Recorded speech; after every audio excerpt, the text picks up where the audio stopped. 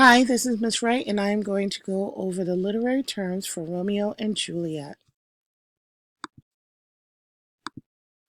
This is our author, Shakespeare. Allusion. We've talked about allusions before, and in Romeo and Juliet, the most frequent allusions are mythological allusions, biblical allusions, and allusions to other works of literature or stories that the Elizabethans would have known. Aside, a short remark usually directed to the audience and not intended to be heard by other characters on stage. Sometimes, however, an aside is directed at another character. So an aside is a stage whisper, it's also called. The actors have to speak loud enough for the audience to hear all the way in the back, but they pretend that they're whispering. Blank verse. The most common form of verse in Shakespeare's plays. It is unrhymed iambic pentameter, and I'll talk about that more later. Most people think that Shakespeare is all rhyming poetry. No, it is not. He reserves the rhyming passages for major characters and for really important speeches. Chiasmus. A term from classical rhetoric that describes a situation in which you introduce subjects in the order of A, B, and C, and then talk about them in the order of C, B, and A. And there are a couple of lines in Romeo and Juliet where we found chiasmus, so I wanted to include it this year as part of your study. So we'll talk more about it in class. Classical allusion. A reference to the heroes and gods of ancient Greek and Roman mythology, also known as mythological allusion. And she'll not be hit with Cupid's arrow. She has Diane's wit. Cupid is obviously the god of love from mythology, and Diane is Artemis in Greek mythology. Climax. You'll be seeing the plot diagram a lot in this video because we'll be talking about various parts of the plot. So the climax is this top section, the part of the highest emotional intensity. However, in Shakespeare, this is actually the turning point, and he reserves the most emotionally intense part of the story for the end. It gets very emotionally intense at the end, but this becomes a turning point.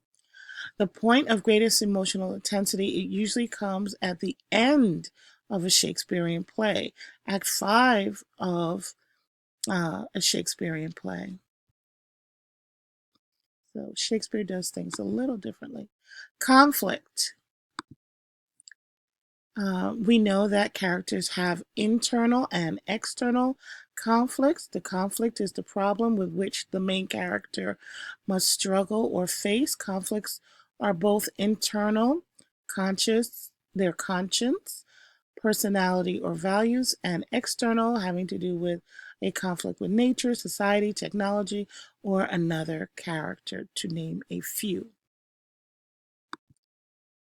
Conventions.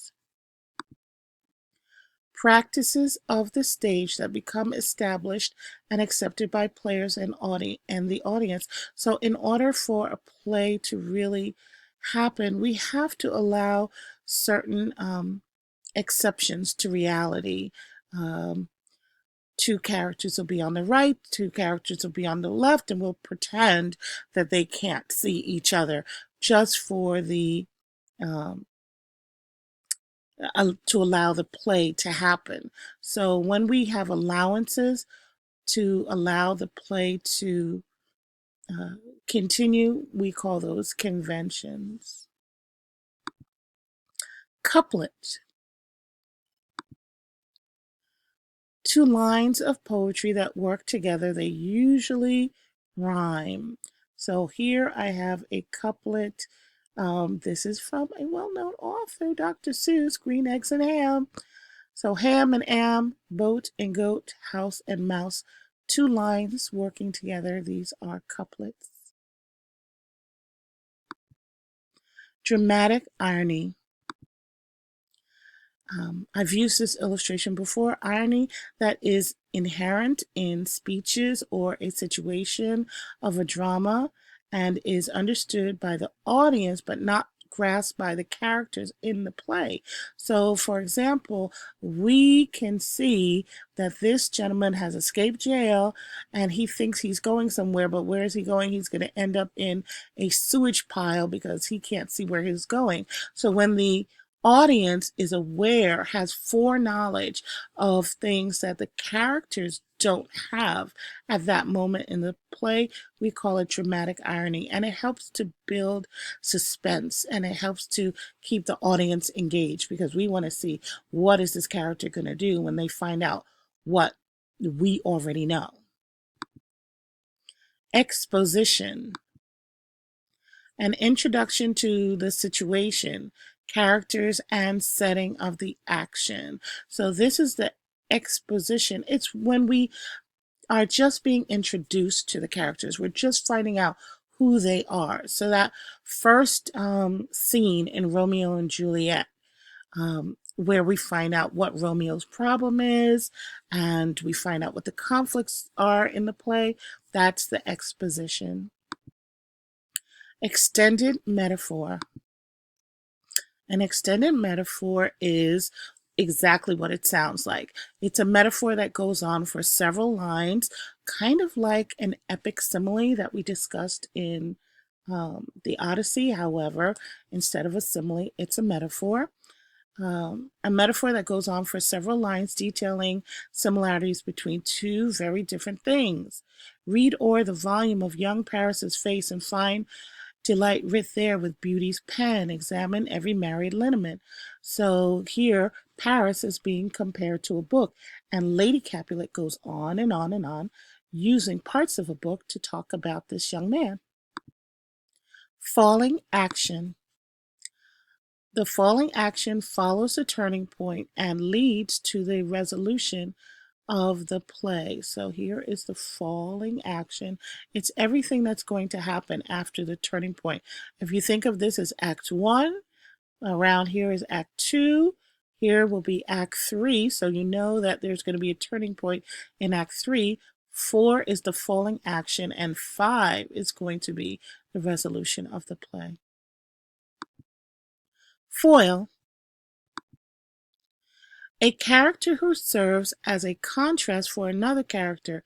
Each character is intensified by the other's presence. Opposite characters are set side by side to add tension to a scene. So here's the witch and here's Snow White. These two women are foils. The Joker and Batman are foils. Harry Potter and whoever this guy is are foils. Foot. A foot is a unit of syllables. So it says one syllable combination, one set or unit of syllables. So these three sounds, these three syllables are 1 foot. These 3 syllables are 1 foot. And these 2 syllables are 1 foot. So it's a set. If you think of it like in math, it's a set of sounds that come together. And each one of them, this has a different name from this, and this has a different name from this. This is the iambic. Foreshadowing. Hints or clues about what will happen later in the play. The author uses foreshadowing to heighten our anticipation of what will happen later on. So this artist uses the shadow to foreshadow, which I think is genius, to foreshadow the fact that this little boy is going to grow into Darth Vader. Heroic couplet. Heroic couplet is a pair of rhymed lines in iambic pentameter, which is the 10 syllables per line. They often close out a scene. I'll go along no such sight to be shown, but to rejoice in splendor of mine own. Those two lines rhyme, and they will, as you see the word exit, everybody leaves. So that is the end of a scene. And the rhyming helps to give a finality to the scene. Iambic. Iambic has to do with an unstressed syllable is always followed by a stressed syllable. So the U represents the unstressed and the slash line represents stress. And when you say stress, it means when you speak it, you put just slightly more emphasis on that part of the word. So the human heartbeat is the same rhythm of an iamb, and scholars say that the iambic pentameter is the most natural form of poetry for us because it mimics the beating of our hearts. And maybe that's why Romeo and Juliet has stayed so much in our consciousness, because without even realizing it, it is something that goes to the life blood of us, that flows like the blood through our veins. Imagery. We know imagery. We've done it before many times. So it has to do with words that conjure sight, smell, taste, sound, touch. Writing that appeals to one or more of the five senses. The light imagery is a major aspect of the play. Oh, she doth teach the torches to burn bright. It seems she hangs upon the cheek of night like a rich jewel in an Ethiop's ear. Okay, so that's my first 20 terms, and I will do part 2 so that we can do the next 20 terms. And if you keep referring back to this video, or go to Quizlet.com where I'm actually making this video, and try to learn them as best you can, then you should be set for all quizzes to come. All right, have a great day. See you back in class. Thanks for being awesome.